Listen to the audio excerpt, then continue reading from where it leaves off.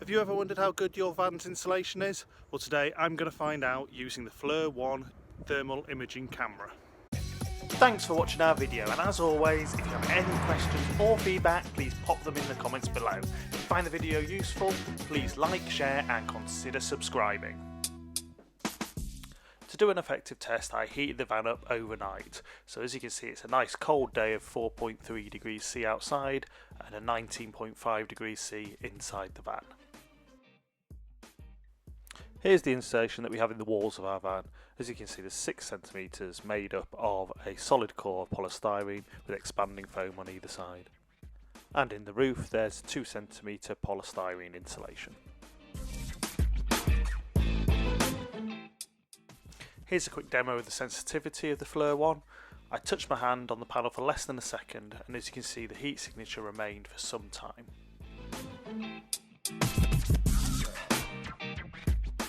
Let's start with a general look around the van.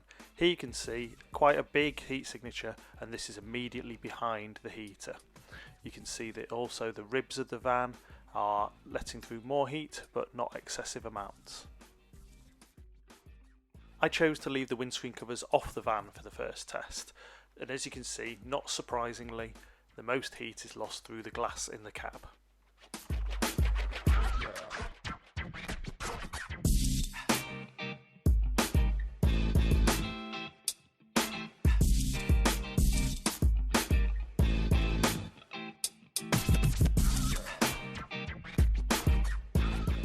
You can also see the significant difference in heat loss between the glass cab window and the double glazed acrylic door window. Moving around to the side door, where the insulation is thinnest around where the window is put, you can see that this is letting out a little bit of heat. As we look around the edges of the door, not surprisingly, you can see where it seals, there is some heat escaping.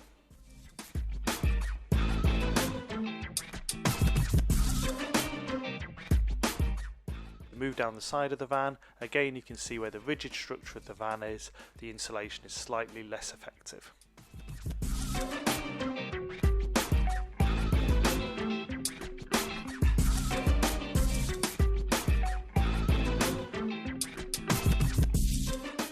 At the rear doors, where not only is there a layer of insulation, there's quite a big air gap where the garage is. You can see that the heat loss is consistent across the doors.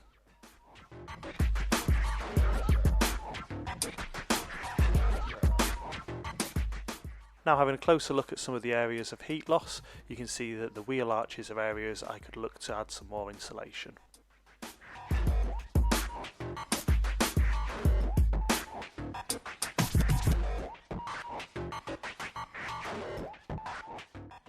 Now moving inside the van and changing the camera settings to highlight the cold point.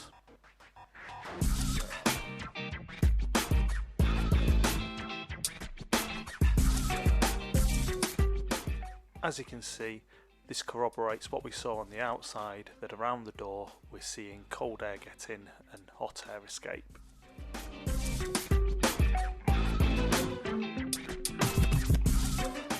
Another point to note is that in the cab area, the existing insulation on the floor and in the footwells isn't that good and could be enhanced.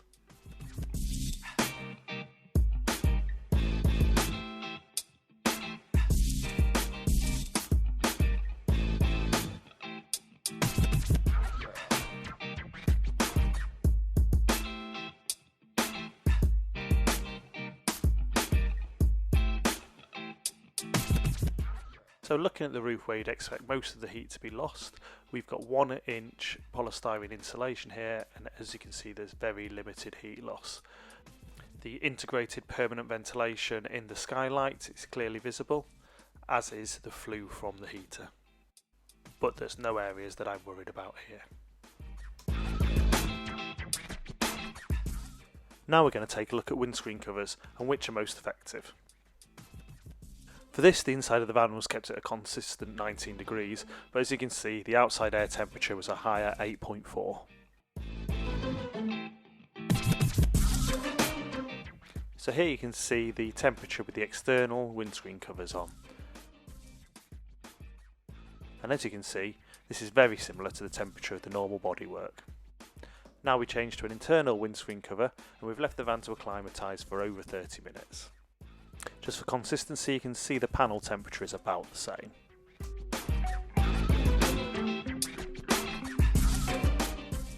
So the temperature here is around 9 degrees. You can see there's some variation as to where the internal screens fit well and don't fit so well.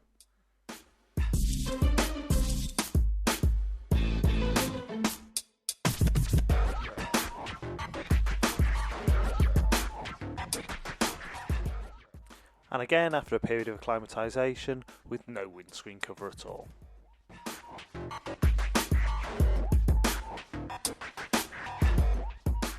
And you can see a reasonably consistent 12 degrees C.